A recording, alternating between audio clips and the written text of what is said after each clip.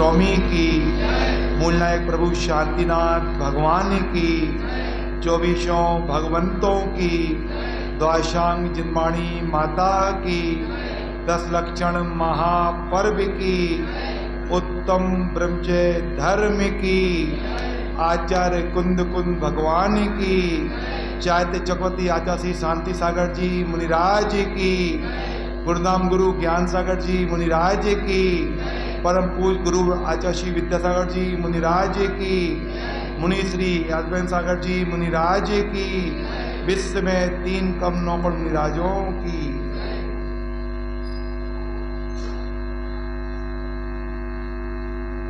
एक एक दिन करके आखिर विदाई की बेला आ गई।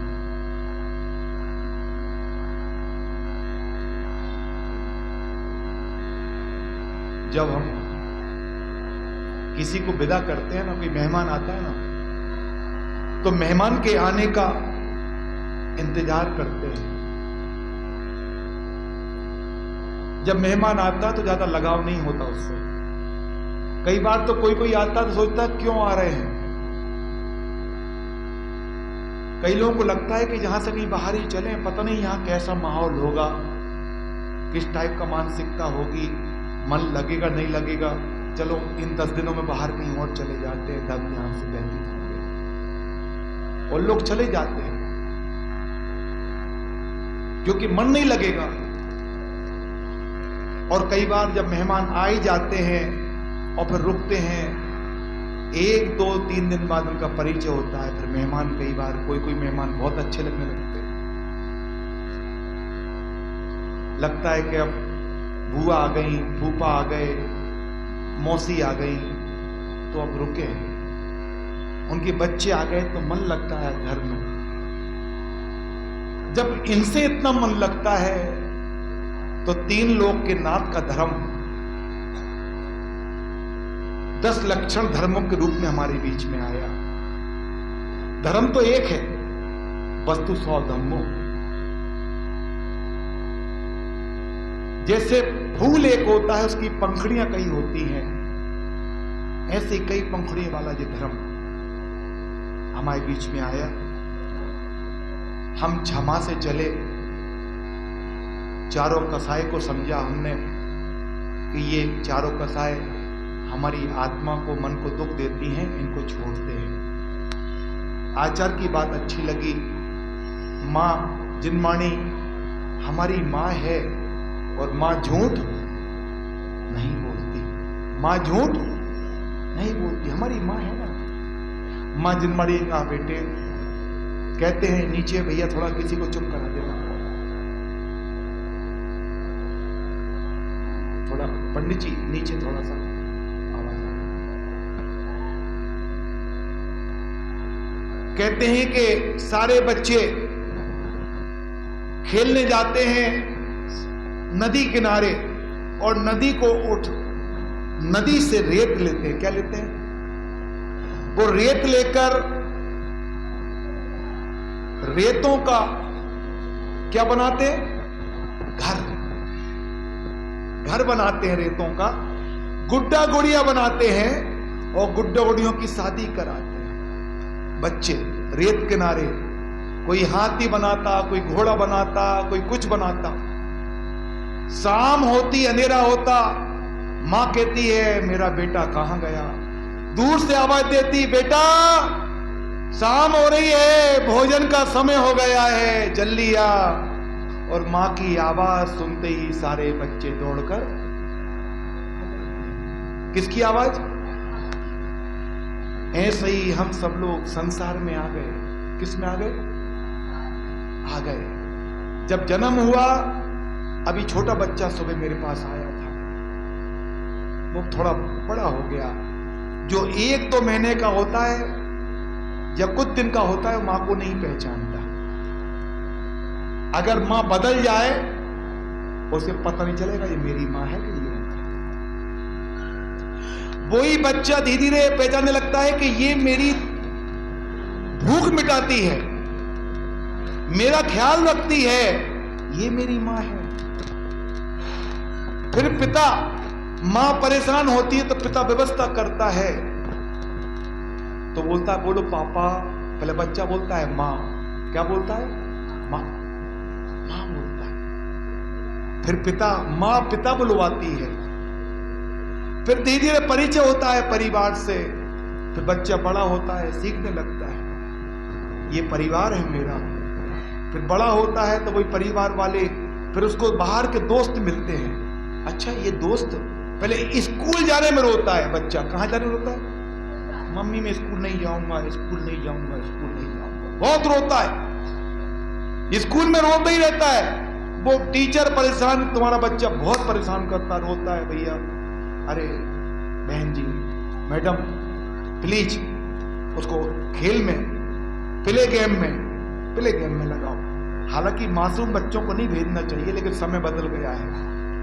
पहले सीधे बच्चे 7-8 साल में, 6 साल में स्कूल जाते थे।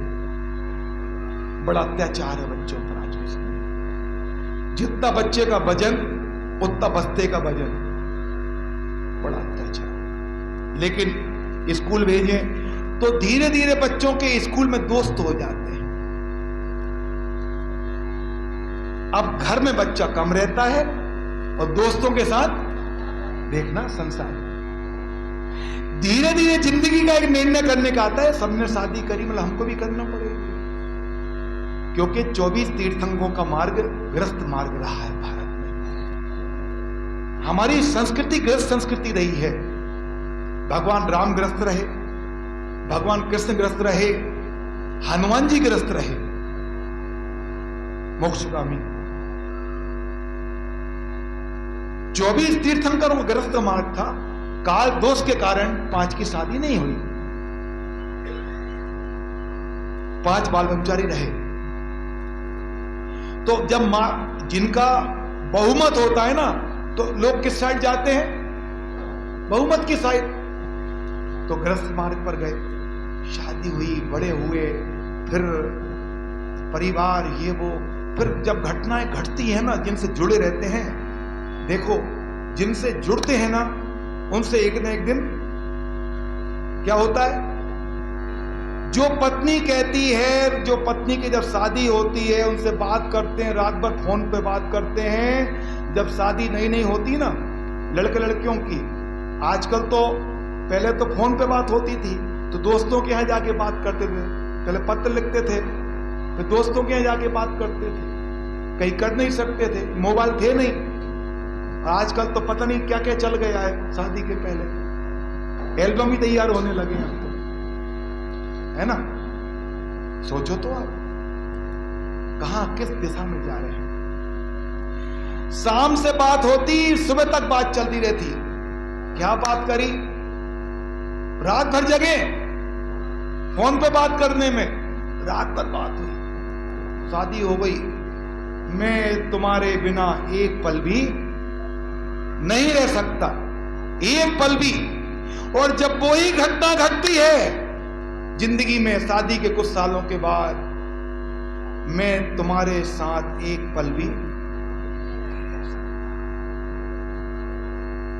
वही लड़की, वही लड़का, वही पति, वही पत्नी, मैं तुम्हारे बिना एक पल भी नहीं रह सकता कहने वाली कह रही है मैं तुम्हारे साथ एक। तब मां जिनवाणी कहती है कि बेटा, ये घर तूने बनाए मिट्टी के घर, ये तेरे घर नहीं है, तू लौट के आ। जो मां की आवाज सुनता है बच्चा, नदी के पास खेलता खेलता अपने मिट्टी के घर में, अपने रेत के घर में लात मार के, किस मार के? वो लात मार के भागता है, घर छोड़ के नहीं जाता वो, मतलब छोड़ के जाता, उससे मोह खत्म करके मां के पास दौड़ता है कि मेरी मां मुझे बुला रही है। ऐसी जिनवाणी मां कह रही है आज का दिन ब्रह्मचर्य का दिन क्यों है, जबकि ब्रह्म की प्रतिमा 7वें नंबर पे आती है। ब्रह्मचर्य प्रतिमा गृहस्थों के लिए, गृहस्थ 7वीं प्रतिमा में ब्रह्मचर्य व्रत ले सकता है। ब्रह्मचर्य की प्रतिमा अलग है और ब्रह्म की चर्या अलग है। संसार में विष बेल नारी, ये पूजन में आता था। क्षमा सागर जी बोलते थे, विष बेल नारी बोल रहे हैं आप पंडित जी, आपने कैसी पूजन लिखी? संसार में विष बेल नारी, क्या नारी विष की बेल है? तज गए योगीश्वरा, ये योग के ईश्वर है, ये योग की साधना से ईश्वर को पाना चाहते हैं, वो नारी को विष बेल कहेंगे? सुधार करो, सुधार हुआ पूजन में। संसार में विषयाभिलाषा, तज गए योगीश्वरा। विष की अभिलाषा, नारी विष की बेल नहीं हो सकती भाई। नारी विष की बेल है तो तीर्थंकर की मां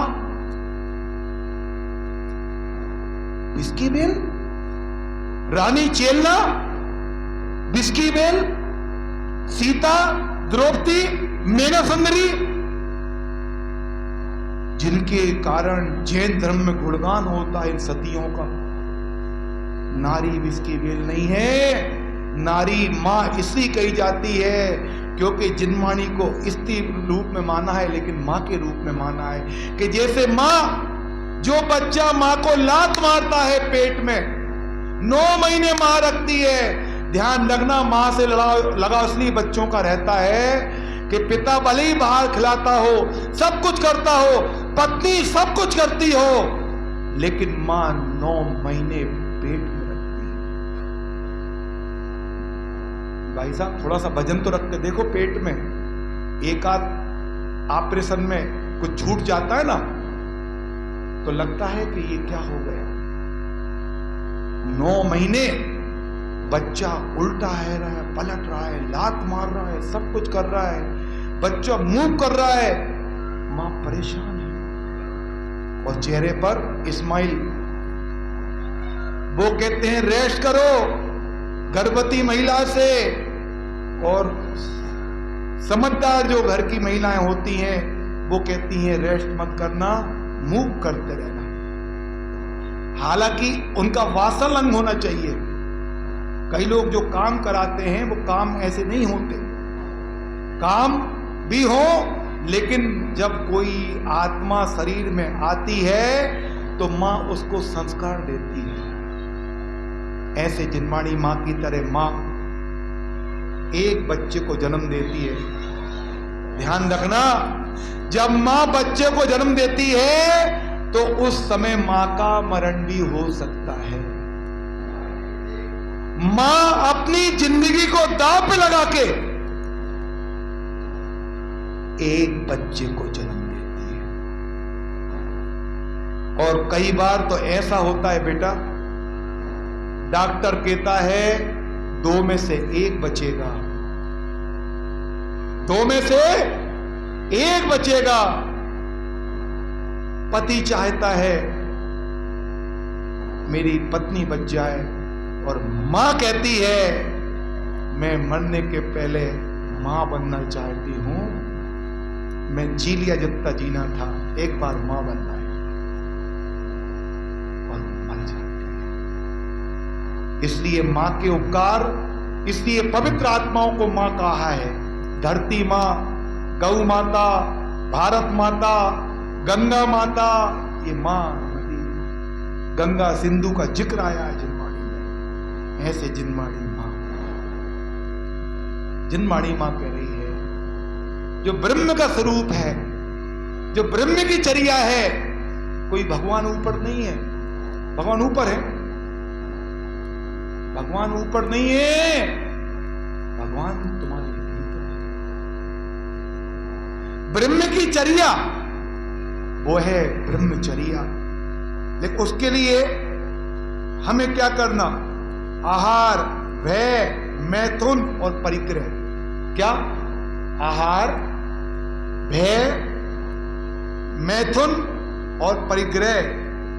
पंडित आसाधर जी कहते हैं ये 4 संज्ञाएं हैं जो हमें अब्रह्म की ओर ले जाती हैं। इनसे हम बाहर आए। और आचार्य उमा स्वामी महाराज कहते हैं मैथुनम ब्रह्म, इससे ऊपर उठना ही ब्रह्मचर्य है, तत्पाठ सूत्र में। और ऐसे कुछ चीजें आज के दिन चर्चा करने की है, क्योंकि गृहस्थ रहकर भी अगर हमें आचार्य महाराज समद महाराज ने मार्ग दिया है 10 प्रतिमाओं का, 11 प्रतिमाओं का, तो क्रम से 7वीं प्रतिमा ब्रह्मचर्य की है। लेकिन प्रश्न ये है, कई लोग सोचते हैं कि ब्रह्मचर्य क्या चीज है। अरे भाई, ऐसा है, आपके यहां अजय सागर जी महाराज आए थे ना, जब मेरा ब्रह्मचर्य व्रत था, आजीवन तो नहीं, लेकिन मैं 5-5 साल बढ़ाता रहा। और रहता ऐसा था कि वैराग्य बहुत रहता था, दीक्षा लेने की बहुत भाव होती। लेकिन आचार्य भगवान ने भाग्योदय, प्राकृतिक चिकित्सा, योग, फिर बाद में 12 बहनों को, और फिर बाद में, लेकिन मुझे वैराग्य में कि महाराज जी, तो उन्होंने कहा नहीं, ये पढ़ाई करो और मंगलराय की 12 भावना और मेरा धर्म जो आचार्य ज्ञान सागर जी पंडित गुरुमल जी का है वो पढ़ो। आचार्य को बहुत करुणा है, आचार्य को इतनी करुणा है मानवता पर कि आप कल्पना नहीं कर सकते। भाग्योदय किसके लिए खुलवाया? भाग्योदय हॉस्पिटल किसके लिए खुलवाया? हम लोग प्राकृतिक चिकित्सा में तैयार हुए। जब मैं बेंगलोर पढ़ने गया, सारी चीजें मैंने अध्ययन किया, तो मैंने कहा ये मानवता के लिए ठीक है, लेकिन इसमें अपना वैराग्य डिस्टर्ब हो रहा है। लेकिन गुरु आज्ञा, चलते रहे। उस समय मैं और विनोद भैया ब्रह्मचारी, अजय सागर, गुरुदेव के पास अंदर कमरे में बैठते थे। नाभि पे अमृत धारा कुछ हो गई गर्मी। विनोद भैया ने बहुत सेवा करी, वहीं रहते थे गुरुदेव के पास। हम बहुत साथ महाराज के रहे जब ब्रह्मचर्य अवस्था में, बहुत सेवा भावी, गड़ा कोटा के, बहुत ही गुरुदेव का इतना स्नेह उन पर, इतना स्नेह मैं कल्पना नहीं कर सकता, बहुत सरल। लेकिन एक साधु से मैं और प्रभावित हुआ था, सुभाव सागर जी महाराज। जब मैं सुश्रुम व्रत लिया मैंने 91 में, 91 में आचार्य से 1 साल का मैं पढ़ाई कर रहा था, फिर 2 साल ऐसा। तो महाराज ऊपर बैठे रहते थे। सुभाव सागर जी महाराज को याद आ गया, तो मैं थोड़ी लापरवाही से उनके पास भैया करने जाता था, क्योंकि मैं अच्छे महाराजों को, महाराज तो सब अच्छे हैं देखो, लेकिन फिर भी कोई अपन को ऐसा होता है, अपनी कमी है, महाराज की कमी नहीं, अपनी कमी है कि ये अच्छे, ये ऐसे, ये हमारा स्वार्थ है।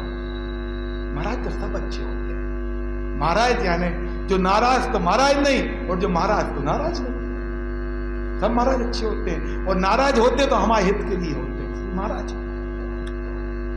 तो मेरे मेंढक पर पैर पड़ गया, छोटे से मेंढक मर गया। मैं गुरुदेव के पास गया, मुझे गुरुदेव ने, आज मैंने उपास तो नहीं किया लेकिन आंशिक उपास किया। आंशिक क्या ना, थोड़ा सा ड्राई फ्रूट नहीं माने को ले आए। तो महाराज ने, आचार्य बहुत बड़ा प्रायश्चित नहीं देते, प्रायश्चित लो तो अपन डरते हैं लेने में, बस उन्होंने मुझे एक उपास दिया, मैंने किया। आचार्य के पास जब मैं गया था, विद्यासागर किताब पढ़ के, तो मुझे ब्रह्मचर्य व्रत लेना था।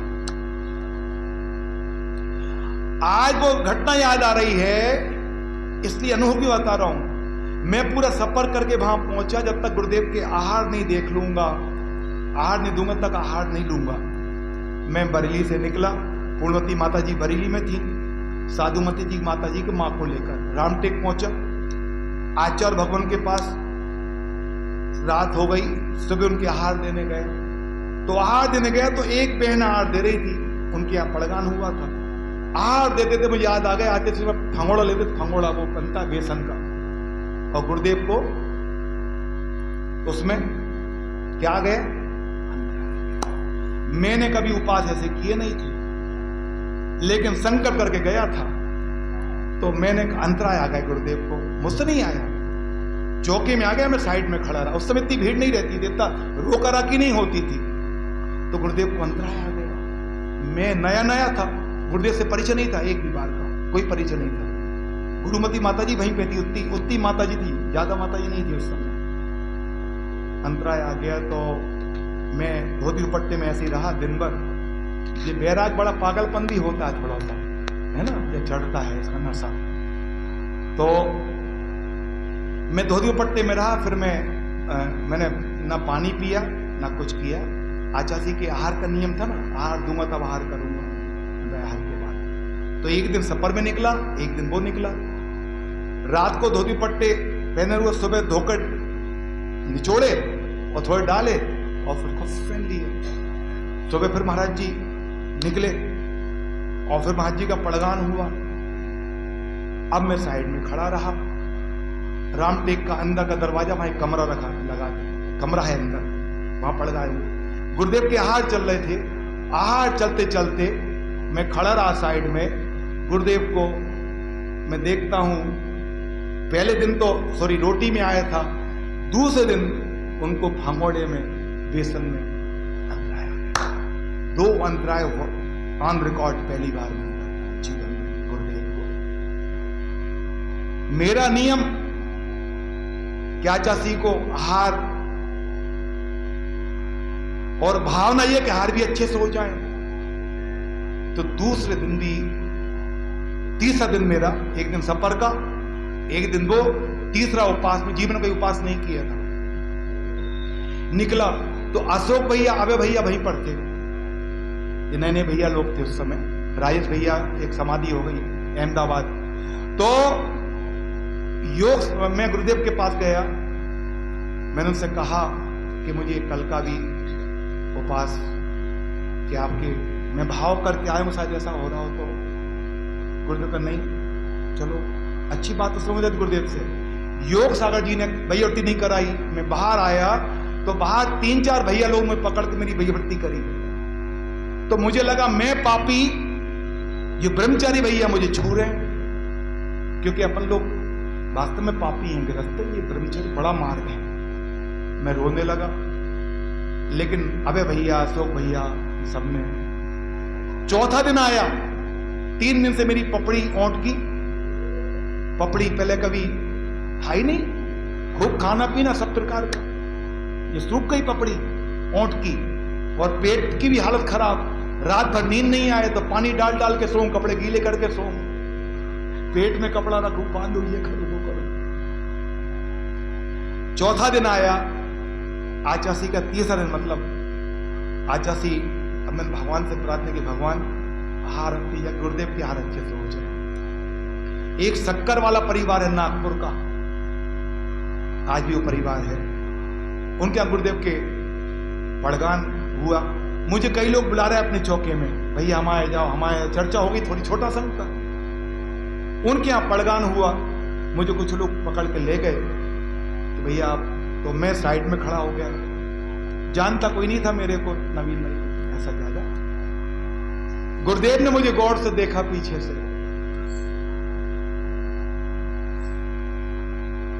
मैं फिर आगे बढ़ा, सबको हार देते देते रोका रहा, या सबके हो गए। फिर मुझे देने को मिला तो मुझे लगा जैसे चंदन वाला ने हार दिए होंगे, ऐसे मैं तीर्थंकर को हार देने का सौभाग्य मिला। ऐसे आज जब हमको आहार दिए, आहार अच्छे से हुए और मैं बाहर, तो माता जी ने खबर भेजी कि 3 दिन से उपास है उसको वो घी का, वो काली क्या होती है, अब घी खाने की हैबिट ही नहीं होती इस उम्र में, तो घी बड़ा बेकार लगता है। अब उनने कहा नहीं, शुरू में वो खाना तो भैया ऐसा लगता है कोई पानी पिला दे, ये मत खिलाओ, कुछ पानी पिला दो बस, जल्दी से मंदिर आए, जल्दी से मंदिर उपास खोलते ना जो लोग, कब जल्दी से पूजा पाठ हो, जल्दी जाए और कुछ, लेकिन जल्दबाजी नहीं करना। एक काढ़े का वो आया है कि विज्ञानमती माता जी का कौन सा काढ़ा पीना है, ये बता दूंगा। तो दूसरे दिन माता जी ने, खौरवी जी माता जी ने वो काढ़ा बताया, वो लिया। ऐसे गुरुदेव की मेरे जीवन की यात्रा की शुरुआत हुई। बताना ये चाहता हूं, ये गुरुदेव मुश्किल से मिलते हैं, ये मोक्ष मार्ग मुश्किल से मिलता है। सबसे अच्छा है मोक्ष मार्ग में बढ़ो, त्यागी वृत्ति बनो, ब्रह्मचर्य लो, जब तक पढ़ाई कर रहे तब तक का तो कम से कम लो। आज के समय स्थिति बहुत खराब है, जो बच्चे बाहर पढ़ रहे हैं उनके साथ बहुत रिस्क है। जो अच्छी जगह पढ़ रहे हैं संस्थाओं में जैन धर्म की, वहां कोई रिस्क नहीं है। तो कहने का चाहता हूं, जब मैंने इसलिए बता दूंगा आपको, जब मेरी बात खुली है तो यही बता दूं, जब मैं गृहस्थ में गया, आगे नहीं बढ़ पा रहा था, मुझे लगा कि मैं आगे नहीं बढ़ पाऊंगा और मैं झूठ बोलूंगा नहीं धर्म में। क्या नहीं बोलूंगा? झूठ नहीं बोलूंगा, क्योंकि भैया ये इतना साफ कपड़ा है, इतना सा दाग भी हो ना, इतना सा दाग, तो गुरु की निंदा, परिवार की निंदा और धर्म की निंदा और अप्रभावना।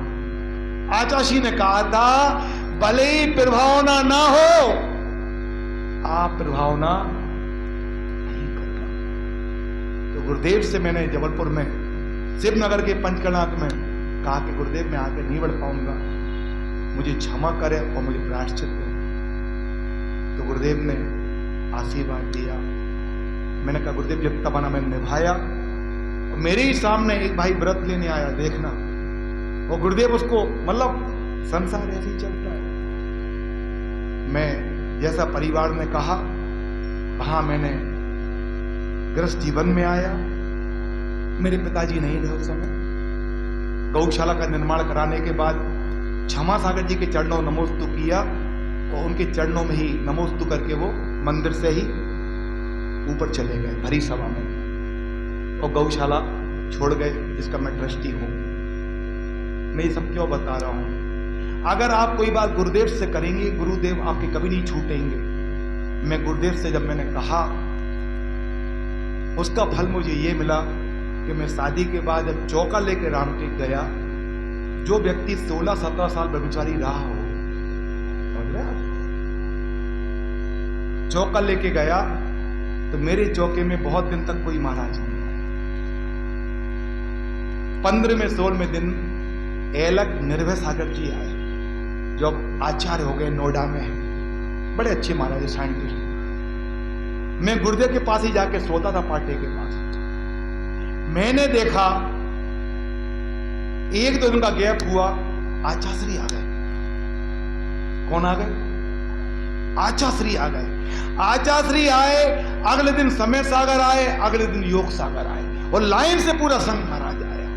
मैंने कहा पप्पू पास हो गए। गुरुदेव ने कृपा कर दी मेरे जीवन पर, और मैंने तभी अपनी अंगूठी पकड़ उतार के अर्पित कर दी गुरुदेव के चरणों में। जीवन के किसी पल में वैराग उपज सकता है, लेकिन मुझे शादी के बाद लगा कि मैं कहां फंस गया। सही बता रहा हूं, मैं जैसा बात कर रहा हूं। जिसने ये मार्ग ना देखा हो वो अकबका जाए इस मार्ग में, लेकिन ऐसा गुरुदेव की कृपा रही कि इन सालों में मेरा जीवन संभल गया, और संस्कार के साथ गृहस्थ में रहकर मेरी साधना भी हुई, मेरी यात्रा भी हुई।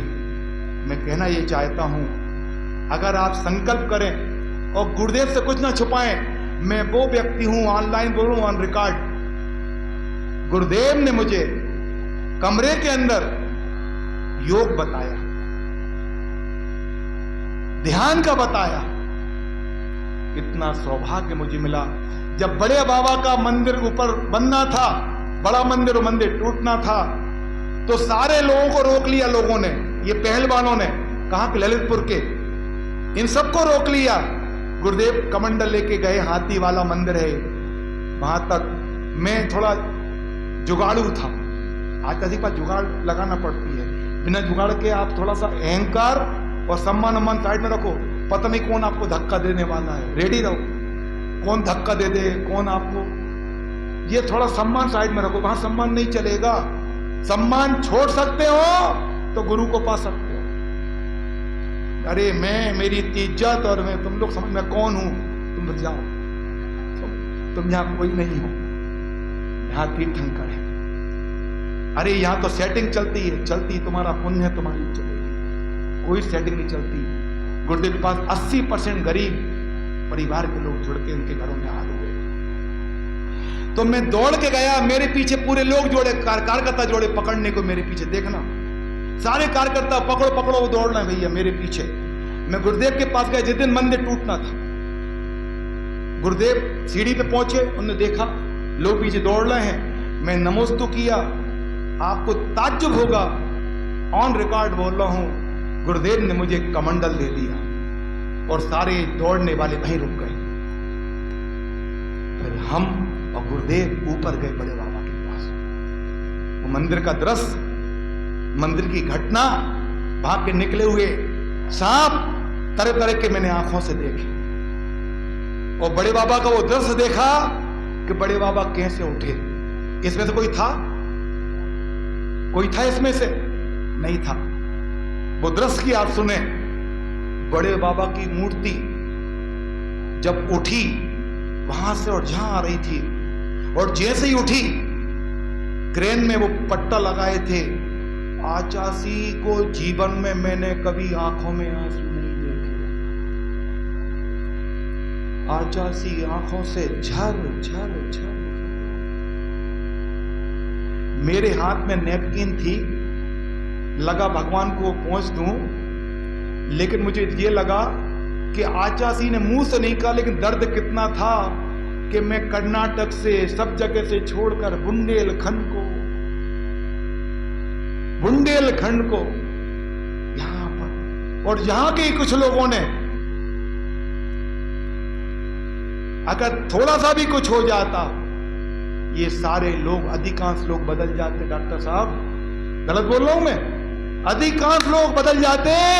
ये स्वार्थी संसार है, गुरु के लिए बदल जाते, ये गुरु का पाला बदल लेते। आचार्य भगवान की हिम्मत, अगर बोर्डिंग होती ना, गुप्त बोर्डिंग, तो आचार्य का निर्णय होता, किसी का बोर्ड नहीं, तुम्हारा निर्णय तो ठीक है। ना देव हैं, ये हैं, वो हैं, पुरातत्व। आचार्य ने कहा पुरातत्व नहीं, हमें पूरा तत्व बचाना है। पूरा तत्व यानी भगवान बचेंगे तो मंदिर का महत्व है। जब मंदिरी भूकंप में कमजोर हो गया, ये गिरेगा, तो भगवान अपने कैसे बचेंगे? अरे वो बालू की प्रतिमा है, काय की प्रतिमा, इसकी है, उसकी है, अरे बाप रे। अरे उनके संबंध में छोटे बाबा और उनने उनको रोका था। बड़े बाबा आए, शाम का समय था, हाई कोर्ट का आदेश आ रहा, स्टे का, देखना आज तो बोल सकता हूं, हाई कोर्ट का आदेश आ रहा, ईमेल पर, ईमेल की मशीन बंद, कोई देखने वाला। जबलपुर से अपने ही लोग स्टे लगवा रहे, अपने ही लोग। सोचो अपनों की कितनी हानि पहुंचाई कई बार। तो वहां पर जैसे ही शाम हुई और ये बड़े बाबा रखे, सरदार सिख, वो घटना सुना रहा हूं, बड़े बाबा को वेदी पे रखना है, लास्ट कर रहा हूं बड़े बाबा की, बड़े बाबा को वेदी पे रखना है। गरवाले में गरवाला बन चुका है, ये वेदी है, जितनी वेदी इतनी बड़े बाबा हैं, एक ही बार में रखना, वन टैक, उसी में घुमाना है। बड़े बाबा ऐसे रखे, ऐसे घुमाना है और ऐसे रखना है। शाम का समय, बाहर मिलिट्री लगी है, फोर्स लगी, बंदूक तनी है, महाराज खड़े हुए महासागर जैसे, दीदियां बैठी, भैया बैठे पूरे रोड पर, और पूरे देश में हल्ला। उमा भारती का फोन आ रहा, माँ जी मैं आ जाऊं, गुरुदेव मैं जान लुटा दूंगी, उन्होंने कहा आशीर्वाद वहीं रहे। कौन बोला है? अयोध्या कौन बनाना? शिवराज सिंह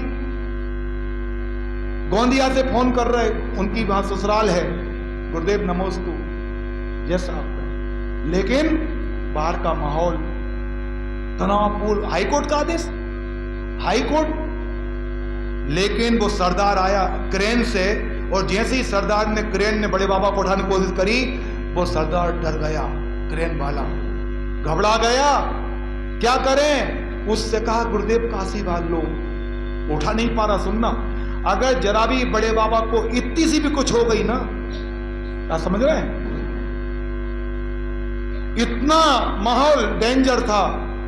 जैसे ही वो सरदार आया उतर के गुरुदेव के पास, और नमस्तु गुरुदेव आशीर्वाद दो, ये बड़े बाबा अपने सब आचासी ने ऐसा आशीर्वाद दिया जैसे उनके हाथ से किरणें निकल रही हो। मांसाहार का त्याग, सत्कृष्णों का त्याग, आशीर्वाद दिया। वो सरदार एक बार में गया, उसने एक बार में क्रेन में फंसाई बड़े बाबा को, और एक ही बार में बड़े बाबा को उस जगह पर बिठा दिया। बोलो कुंडलपुर के बड़े बाबा की। ऐसे बड़े बाबा वहां बैठे। तो आज ऐसे सत्य के धारी बाल ब्रह्मचारी आचार्य विद्यासागर महाराज, ये क्यों सुनाई कहानी? ये ब्रह्मचर्य का प्रताप। किसका प्रताप? विनोद देवन भैया, किसका प्रताप? ब्रह्म की चर्या का। यह है ब्रह्म की चर्या। आचार्य भगवान ने आज तक ऊंची दृष्टि उठा के दीक्षा के समय, आर्य का दीक्षा के समय, ये है संस्कार। शाम को 6 के बाद, आचार भक्ति के बाद सब माताएं बहनें कहा? बोलो ना, कहा? बाहर। ये है संस्कार ब्रह्मचर्य के। ऐसे ब्रह्मचर्य के धारी साक्षात आचार्य भगवान हैं। लेकिन याद इसलिए कर रहा हूं कि 2 भाई हुए हैं।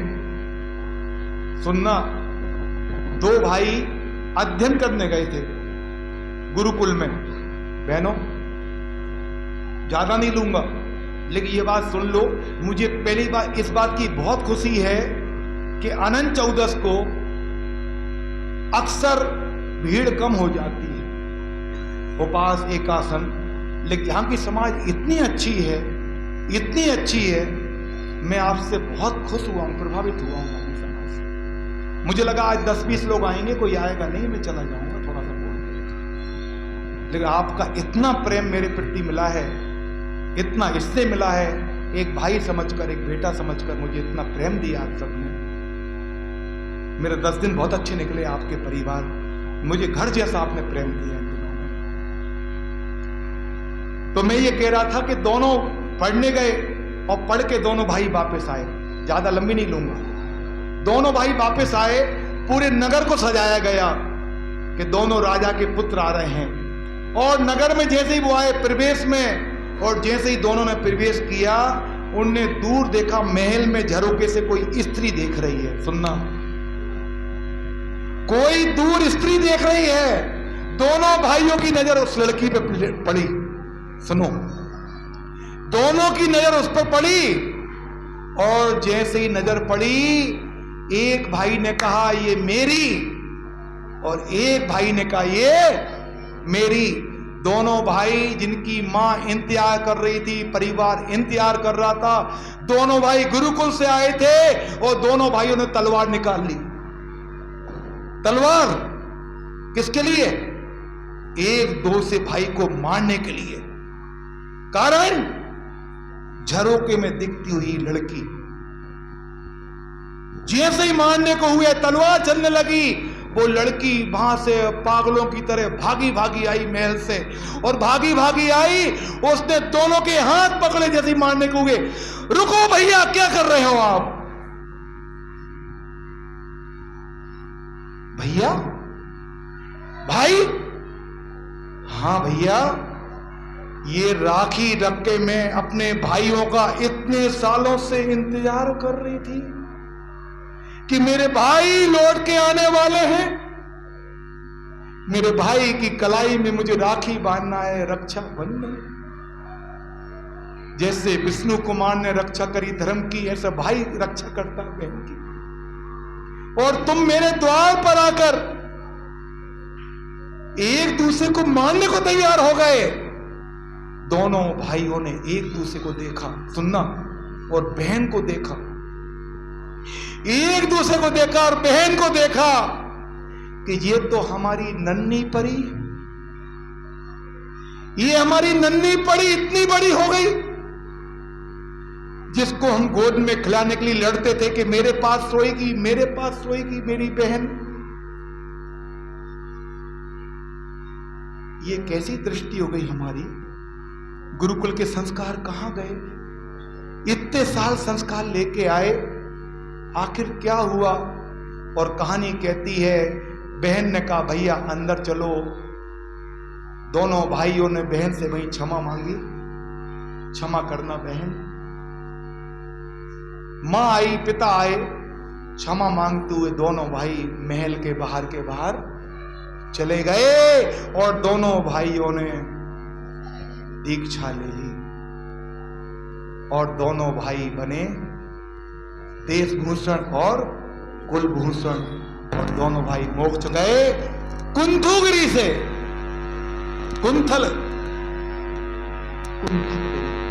कुंथुगिरी, और वहां पर आचार्य देशभूषण जी जो आचार्य के पहले गुरु थे, उन सबकी परंपरा के महान गुरु चैत्य चक्रवर्ती आचार्य शांति सागर महाराज जी ने वहां समाधि दी। उन्हीं के अभिषेक देखकर दर्शन करके आ रहे थे। कहना ये चाहता हूं, जब एक संसार की घटना इतना असर कर सकती संस्कारों पर, तो सोचो हमें कितना बच बच के रहना है। सबको पता है दोनों की शादी हो गई थी, एक महिला में पढ़ के आई थी गुरुकुल में, एक बच्चों में गुरुकुल पढ़ के आया था, और दोनों की शादी हो गई, दोनों धार्मिक हैं। और शादी के बाद पहला दिन आया, और जैसे ही पहला दिन आया तो लड़की ने कहा कि मेरा तो शुक्ल पक्ष का ब्रह्मचर्य व्रत है। जैसे ही 15 दिन पूरे हुए दूसरा पक्ष आया, और पत्नी ने कहा तो पति ने कहा मेरा शुक्ल पक्ष का ब्रह्मचर्य। दोनों समझ गए, घर में बच्चे नहीं हो रहे, घर में बहुत टाइम तक संतान नहीं हुई। तो पत्नी ने कहा कि देखो, पत्नियां तो पतिव्रता होती हैं, आप लोग तो कितनी शादी कर सकते हो, हमें दोष है, तुम्हें उतना नहीं है, आप लोग दूसरी शादी कर लो, क्योंकि शादी की जाती है संतान उत्पत्ति के लिए। लेकिन दुर्भाग्य है कि आज के बच्चे शादी के बाद संतान नहीं करना चाहते। उनने कहा कि नहीं, एक मेरे भाग में जो लिखा था वो यही लिखा था, इसको ही स्वीकार करता हूं। उन्होंने बहुत का नहीं माने, और दोनों ने ब्रह्मचर्य व्रत ले लिया, और दोनों देव हुए। और दोनों कौन थे? विजय सेठ और विजया सेठानी। 80 धारा ऐसे ऐसे ग्रस्त हुए। तो आज का दिन उत्तम ब्रह्मचर्य का दिन है। हम सबके जीवन में ये व्रत आए।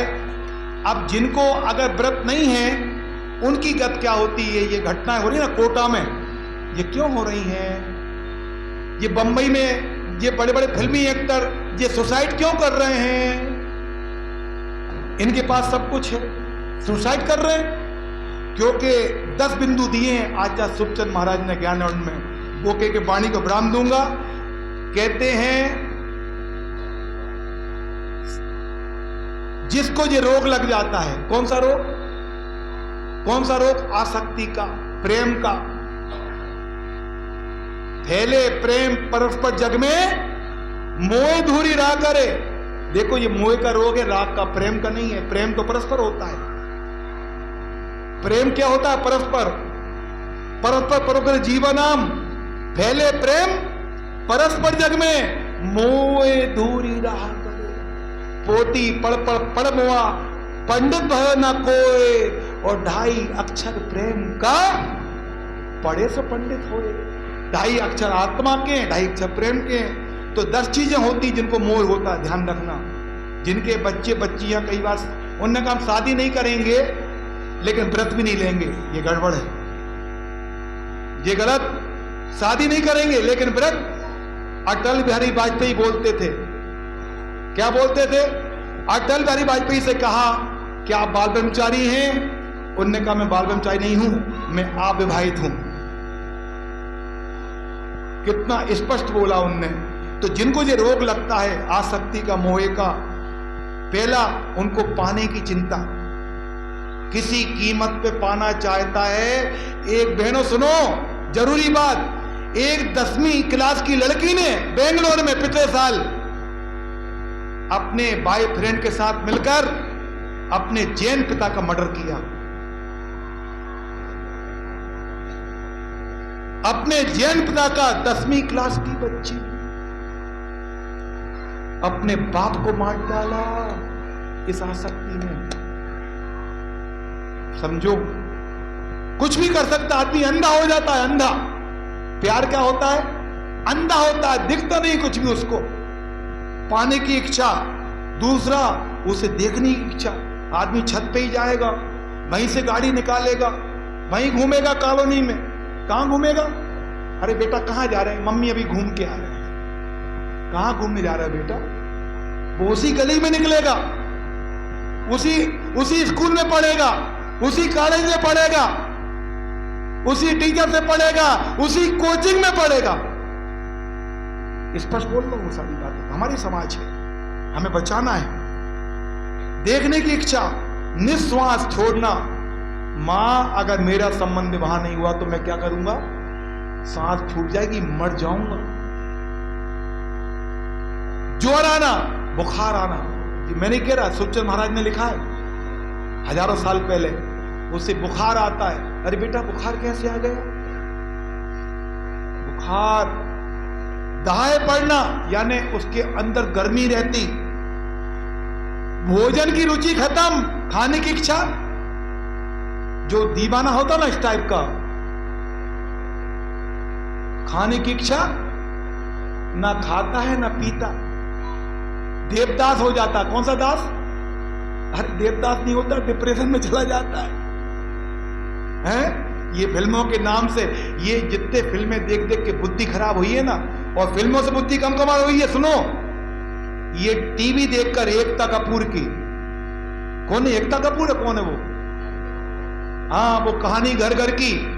ये कौन सी बात है मंत्री जी, अध्यक्ष जी, कि बच्चे बच्ची अपने मां बाप की शादी करा रहे? नहीं, ये सीरियल चल रहे हैं, सीरियल कि हमने अपने मां बाप की शादी नहीं देखी तो पापा आपकी मम्मी से नहीं पटती, तो आप उनको देख लो, आंटी को, मम्मी आप उनको देख लो, हम आपकी शादी कराएंगे।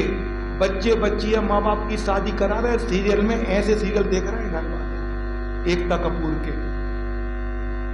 पत्नियां चेंज हो रही हैं क्लब में। विचार तो करो आप। देख क्या गुड़गांव में रात के क्लब में, मैं कहना ये चाहता हूं, मूर्छा होने जो इस टाइप का व्यक्ति होता है वो क्या होता है? चक्कर खा के, अरे इसको मिर्गी हो गई क्या? हाँ, मिर्गी नहीं हुई, देखा ना डॉक्टर साहब, फिट आ रहे हैं मिर्गी के, एपिलेप्सी, मिर्गी के फिट, दांत बन गया, इसको जूता सूंघाओ। अरे कुछ मत सूंघाओ, इसके फिट को दोहरा रहे। दोस्तों को सब पता रहता है, ये दोस्त भगवा रहे हैं, सब ये दोस्त भगवा रहे हैं। ऐसे दोस्तों से बच्चों को सावधान रखो। उन्मत्ता यानी पागलपन। पापा ज्यादा आप बोले ना, मैं बहुत बर्दाश्त कर रहा हूं। अपने बाप को मार देता है, बाप को, अपने मां को मार देता है, अपने परिवार को मार डालता है। विचार तो करो। उन्मत्ता, पागलपन। और नंबर 9, प्राण का संदेह। वो सोचता है पता नहीं मैं जिंदा हूं कि नहीं हूं। सुनो, नमा 10वां आ रहा हूं, मतलब मैं जिंदा हूं कि नहीं हूं। ऐसी शायरी में पड़ेगा, मेरे टूटे हुए दिल से कोई तो बता तेरा है। मेरे दिल के टुकड़े 1000 हुए, कोई यहां गिरा। पागल, तुम हंस रहे हो? अरे वो पागलपन देखा है मैंने कई लोगों का, मैं समझाया हूं कई घरों में जाके। कई माँ बाप ने मुझे कहा है कि भैया इस बच्चे को समझाओ, बिटिया को समझाओ, हाथ से निकल रही है। और अंत में वो व्यक्ति जब कहीं काम नहीं पड़ता तो रेलवे लाइन में जाके उसके सामने ट्रेन के काम में कूद जाता। जहर खा लेता, हजारों बच्चे रोज आत्महत्या कर रहे हैं भारत में। तो मैं कहना ये चाहता हूं, आज इतना महान दिन, महान कहानियां सुनी है आपने, और आज भैया आज कम से कम इतना करें, 4 लाइनें के वाणी को विराम दूंगा। पुण्य के प्रताप से पाप का घड़ा फोड़ दो। क्या कहा? पुण्य के प्रताप से पाप का घड़ा फोड़ दो। आत्मा के जोहरी बन कांच कचड़ा छोड़ दो, हो जाएगा शीघ्र ही कल्याण तुम्हारा। एक बार बस धर्म से अपना नाता जोड़ लो। इतने अच्छे से आपने सुना। मैं पूज्य आचार्य भगवान विद्यासागर जी महाराज जी को नमन करता हूं। जो मुझे मिला, ये सारी अच्छी बातें उनकी हैं। उनने मेरे सर पे पिछी रखी थी जब पढ़ाई करने गया था, वो पिछी मैं याद करता हूं, उनका आशीर्वाद। तो यहां मुझे ये ज्ञान मिलता है, नीचे उतरते ही मैं बेकार हो जाता हूं, कोई काम का नहीं हूं, ना मैं पंडित हूं। भैया, ओ भैया बता दूं, ये बोलते हैं पंडित जी पंडित जी पंडित जी, मैं पंडित हूं ही नहीं, मैंने कोई पंडिताई नहीं करी, ना मैं शास्त्री हूं, ना मैंने शास्त्री करी नहीं, ना जयपुर गया ना कहीं गया, ना पंडित ना शास्त्री ना कोई विद्वान। विद्युत परिषद में रखने की कोशिश की जय निशान भाई साहब ने, उनके साथ प्रोग्राम किया, लेकिन मैंने नहीं भाई साहब मैं विद्वान हुई नहीं। मुझे गुरुदेव ने ये कहा था तुम ये पढ़ाई करो योग और प्राकृतिक चिकित्सा की, वो अध्ययन किया। मुझे जो कुछ भी मिला है गुरुदेव से मिला, क्षमा सागर जी से मिला, प्रमाण सागर जी से मिला और समता सागर जी से मिला। ऐसे सारे मुनियों की कृपा रही। समता सागर जी की किताब का भी मैं अध्ययन का सहारा लेता हूँ, दस्तक पर्व का, और क्षमा सागर जी की किताब सारे लोगों का सहारा लेता हूँ। इतने दिन तक आपने मुझे सुना, इसमें मेरा कुछ भी नहीं है। जो कुछ है गुरु जी का है। देवीन जी, अच्छा हो तो गुरु जी को मानना, और जो कमियां हो वो मेरी हैं। ऐसी कमी के साथ मुझे आपने स्वीकार किया।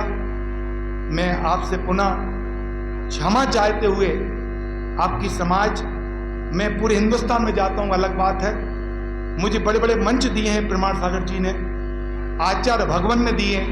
आचार्य का संयम महोत्सव कराने का नेतृत्व मुझे मिला था पूरे देश में, पूरे देश से प्रोग्राम किया। ऐसे आचार्य के चरणों की रज लेके मैं आपके पास आया था। आचार्य शाजापुर जा रहा हूँ, आशीर्वाद दो। प्रवचन के लिए गुरुदेव ने सबको ऐसा आशीर्वाद दिया, और वहां से श्रीफल लाया था, शांतिनाथ भगवान के पास चढ़ाया कि भगवान मेरी इज्जत आपके हाथ में है।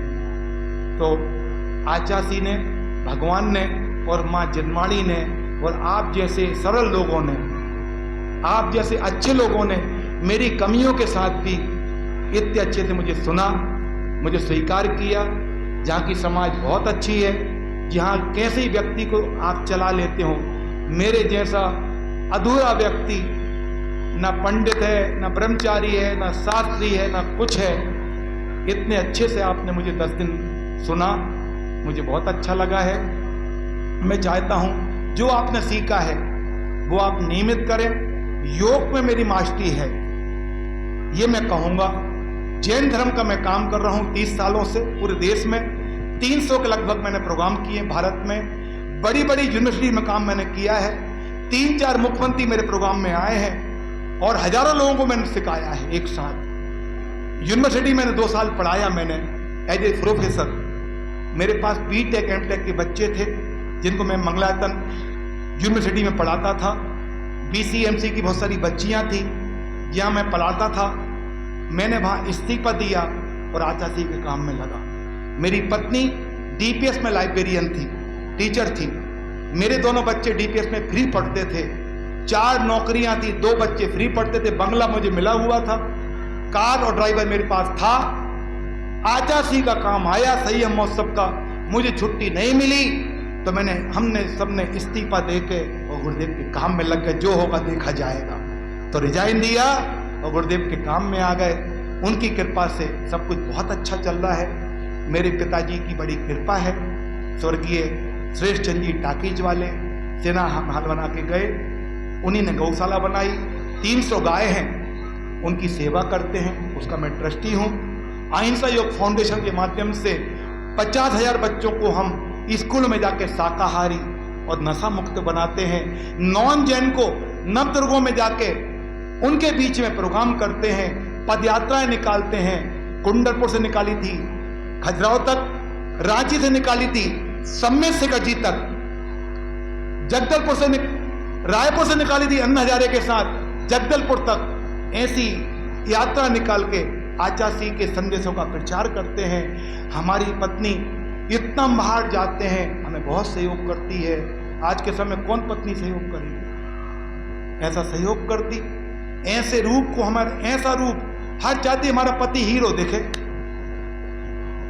गलत बोल रहा हूं, मैंने कुछ दिन तक मेहंदी लगाई, लगाने से पूरे सफेद ही हो गए। मैं कहा भाई अब पहली प्रतिमा रही, अब क्षमा कर। लोग क्या कहेंगे, बच्चे छोटे हैं, लोग क्या कहेंगे, इनको देखूंगा तो पल्लोक वालों को कौन पूछेगा। अब मैं जो पल्लोक होगा उसी को देखूंगा, लोग क्या कहेंगे इसको नहीं देखूंगा।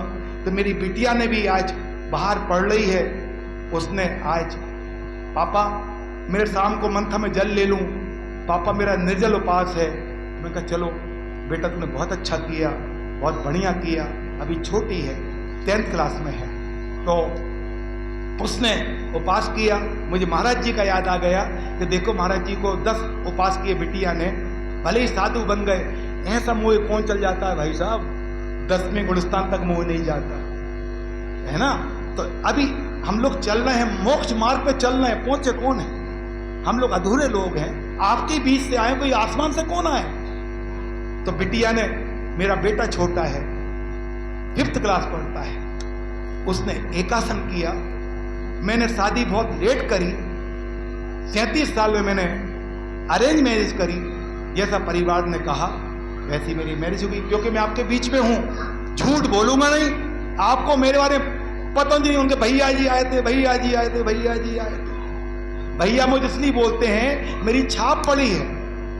भावे भैया मुझसे बोलते हैं बंदना भैया जी, भैया जी क्षमा करो। नबीन भैया बोलते हैं बन, मैं भैया मैं आचा से भूल चुके 2-4 बार, ब्रह्मचारी है कि ग्रस्त है, इतने साल हो गए शादी, 17 साल हो गए। तो ये सारी चीजें हैं, तो मैंने सारी बात इसलिए आपको रख दी। आप मेरे परिवार के लोग हैं, मैं समाज को अपना परिवार मानता हूँ, आपके साथ मिलकर चलता हूँ। आपका मैंने 10 दिन भोजन किया, नमक खाया है, मेरा कर्तव्य है उसको बचाने का। समाज मुझे सहयोग करती है, उसको मैं पुण्य काम में लगाता हूँ। लेकिन एक मेरा नियम है, झूठ बोलता नहीं हूं और निर्माल द्रव्य लेता नहीं हूं। मंदिर का दान का नहीं लेता, जो दान का इकट्ठा होता है। अलग कुछ व्यवस्था होती है समाज की, वो लेता हूं, ये मेरा नियम है। उसको मैं धर्म के काम में लाता हूं, और वो देती है तो कहीं शिक्षा में लगाता हूं, औषधि में दान कर देता हूं, मंदिर में क्षेत्र पे दान कर देता हूं। ये मेरा जीवन का खाता खोल कर रख दी आपके सामने। जैसे कभी कहीं आपको मिल जाऊं, अरे भैया वो तो उनके साथ घूम रहे थे, भैया जी तो, अरे भाई मेरा परिवार है, मां जिनवाणी, मेरा कर्तव्य है कि मैं अपने बच्चों को इतने अच्छे संस्कार दूं। मैं एक मोक्ष मार्ग छोड़ के आया हूं, मैं 3 लोगों को साथ लेके आऊं और हम चारों मोक्ष मार्ग पे चढ़ें, ऐसी मेरी भावना है। इसी भावना के साथ इतने अच्छे से आपने मेरी इन बातों को भी सुन लिया। मेरे पीठ पीछे कोई कुछ कहे मुझे बता देना, उसको समझा देना। इसी भावना के साथ पुनः आप सबको मैं उत्तम क्षमा बोलते हुए, कल मेरे जाने का समय है। कल वीर भाई भी जा रहे हैं, और वीर मेरी बहन का लड़का है, मेरी इकलौती बहन है नागपुर में, उसका बेटा है, संस्कारवान है। आपने देखा होगा अभी 12वीं क्लास की पढ़ाई कर रहा है, नागपुर से पहली बार कहीं निकल के आया। मैं कहता तू कहीं मत जा, तेरे में क्वालिटी है, तू मेरे पास आ। मैं किसी बच्चे को ले जाता हूँ सागानित में, तुझे साथ लेके चलूंगा, तू उभरेगा, निखार आएगा। तो यहाँ पर वीर को लेके आया। तो इस प्रकार ये सारी चीजें हैं। कई बार उससे मैंने कुछ कह दिया हो गुस्से में, भांजा सही, लेकिन उससे भी क्षमा चाहता हूँ। और कल ऐसी क्षमाणी मनाए, मेरी एक भावना है।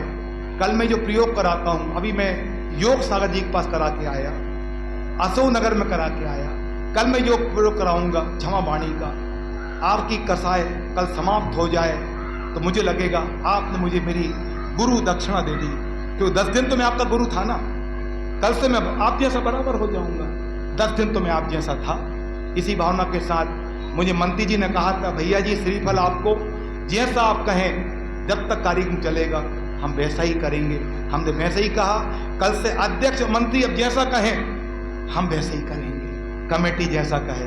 इसी भावना के साथ बोलो पंच परमेष्टि भगवान की। पर 1 मिनट, मंत्री जी को मैंने एक दिन थोड़ा बोल दिया था, क्षमा चाहता हूं मैं, कि मंत्री जी यहां आए, मुझे अपने प्रवचन में एकांत चाहिए पड़ता है। आप समझ गए होंगे, क्षमा सागर जी का थोड़ा प्रभाव है। मैं कहा आप थोड़ा सा बैठ जाएं, बाद में कर लेना। उनकी कोई गलती नहीं, पता नहीं क्या काम से आए थे, मुझे सोचना था, मैं एकदम बोल पड़ा। वो चले गए, मुझे विकल्प हुआ, मैंने अध्यक्ष जी से कहा, मेरे भांजे ने मुझसे कहा कि मामा आप एकदम बोल गए, उनको बड़े हैं वो आपसे। मैं वास्तव में वो गद्दी ऐसी है कि मुझे लगता है मैं ही बड़ा होगा, ये मेरा भी अहंकार होता है। ये बिटिया ये परसों ऊपर आ रही थी, मैंने कहा भाई जहां से कोई नहीं जाएगा, भगवान विराजमान है, तू दर्शन जहां से नहीं करेगी, अभी धोती दुपट्टे वाले छिप जाएंगे। ये बच्ची निकल गई सीधी ऊपर, मैं इसको पूरे पूजन में देख रहा, ये कब नीचे आए दर्शन करे, ये पूरे टाइम नहीं आई। मुझे दिन भर विकल्प हुआ कि यार मैंने इसको रोका क्यों, इसने ऊपर से दर्शन कब किए हो मुझे पता नहीं, मैं इसको देखता रहा, मुझे बड़ा दुख हुआ। अगर मैं किसी को कुछ कह देता हूं मुझे बहुत दुख होता है। सचिन के पापा, उनको मैंने कल रोक दी, वहीं पर उनके पापा हैं, मैंने कहा थोड़ा आप रुक जाओ, अभी 16 वाले गंदू, तो थोड़ा सा लगता तो है। आज उन्हें बताया मैं सचिन का पापा हूं, आज मैं उनसे ही क्षमा चाहता हूं, मैं उन सबसे क्षमा चाहता हूं जिनको मैंने अभिषेक के समय रोका। हालांकि ये काम कमेटी का था, वॉलंटियर का था, लेकिन इनने सारा काम मुझ पर ही छोड़ दिया था। मैं ही रोकूं, मैं ही कहूं, मैं ही बुरा हूं, महिलाएं पीछे हो, ये बेचारी बहनें पीछे हो जाती थी। इनसे का गलत बोल नहीं हो, ए सास बहू माइक लो, इनसे माइक लो, कितना इंसल्ट है, लेकिन कितनी महानता है जहां की महिलाओं की, बहनों की। इनने कुछ नहीं कहा मेरे से। बहन जी ने कितने अच्छे कार्यक्रम कराए, डॉक्टर बहन ने कितनी सरलता, कितनी इतनी अपना देश छोड़ के आ गई। ये परदेश कहलाता है डॉक्टर साहब के लिए। ये परदेश में इनको ऐसे रस बस गए जैसे मिश्री दूध में मिल जाती है, ऐसे ये यहाँ के हो गए। भले ही बच्चे इनके बाहर आते जाते रहेंगे, लेकिन ऐसे गुणकारी बच्चा, एक बच्चा तो 11 लाख का ट्रस्टी है गुणायतन का। ऐसे ही डॉक्टर साहब से क्षमा चाहता हूं, क्योंकि जब मंत्री जी अध्यक्ष जी ने कहा भैया जी पहली मीटिंग हम आपकी कराएंगे, खजुराहो को लेटर देना है एसडीएम को, डॉक्टर साहब को लेके आएंगे, देखना। मैं डॉक्टर साहब को नहीं पहचानता था, आज मुझे बोल लेने दो 1-2 मिनट और। डॉक्टर साहब आए, डॉक्टर साहब ने कहा भैया ये खजुराहो का मैटर तो पुरातत्व का है, ये वो है। मैं अपने अहंकार में चूर था। मैं ऐसे लोग 1-2 लोग हर जगह मिलते हैं मुझे समाज में, जो हमारी बात काट के अपनी, मैं डॉक्टर साहब आप नहीं जानते, आप कहीं नहीं आते, आपको चुप रहो। अबे सागर जी का एकदम बोल पड़ा मैं डॉक्टर साहब से कमरे में। जब मैं डॉक्टर साहब के घर गया और डॉक्टर साहब की सरलता देखी और 9-10 दिन उनका गुण देखा, तो मैं अंदर अंदर बहुत शर्मिंदा हुआ है कि इनसे कैसे माफी मांगू। ऐसा मुझे दुख उन सारे लोगों का हुआ जिनसे मैंने मन से, वचन से, काय से, कारित अनुमोदना से गलती की हो। आज मेरा दिन 10 दिन का मेरा फिक्स था, एग्रीमेंट था, आज पूरा मेरा हो गया है। कल का मेरा एग्रीमेंट नहीं है, कल तो जबरदस्ती रखा है, कल मैं जा भी सकता हूं और नहीं भी जा सकता, लेकिन कल का मेरा नहीं है। कितने प्रेम से आपने सुना। पुनः मैं सभी माताओं से, बहनों से क्षमा चाहते हुए, मेरी माँ की 7 प्रतिमा है और बुढ़ापे में धन ध्यान करती है, उन्हीं की हिम्मत है कि हम ये सब कर पा रहे हैं। और पुनः मैं उनसे कहना चाहता हूं जिनकी बुराइयां हैं, इसमें किसकी बुराइयां बची ये बताओ पहले। आपस में किसके बोलचाल अभी तक नहीं हुए चालू? अगर नहीं हुए हो तो मेरी आपसे विनती है, वो करें ना करें, मेरी दोपहर की क्लास के बाद जो मैं प्रयोग कराऊंगा, आंखों पर रुमाल बांधकर, पट्टी बांधकर मैं जो संगीत चलाऊंगा, आप खुद रोने लगेंगे। उनके जाके पैर पड़ लेना जिनसे आपकी बुराई है, चाहे वो बहू हो, चाहे वो सास हो, चाहे वो छोटी हो, चाहे वो बड़ा हो, झुक जाना, अहंकार तोड़ देना। आत्मा छोटी बड़ी नहीं होती, आत्मा सब बराबर होती है। इसी भावना के साथ बोलो पंच परमेष्ठी भगवान की। अभी एक प्रतियोगिता भी छोटी सी आज बताएंगे, और है कोई प्रोग्राम छोटा सा है प्रोग्राम ना? चलो जन्माणी की स्तुति करें। उससे पूर्व हाँ, आपके फार्म आ गए। कल मैंने सोचा कल आपको योग की क्लास भी करा दूं, सुबह सुबह रुक रहा हूं तो करा दूं, छोटी सी कराऊंगा, इसमें जो लिखा है वो करने की। उसके बाद 1 घंटे की पूजन कराऊंगा, एक देवसात गुरु की, सबके अर्घ और रत्नात्रय की, और विसर्जन। 1 घंटे की आपकी सिर्फ पूजन रहेगी, और बाकी कार्यक्रम पूरा दिन में होगा।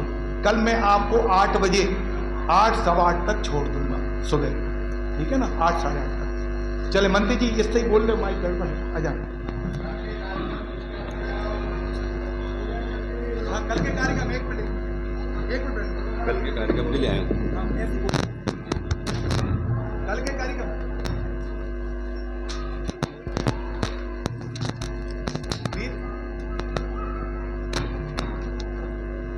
जैसा कि पंडित जी ने आज ही अपना आभार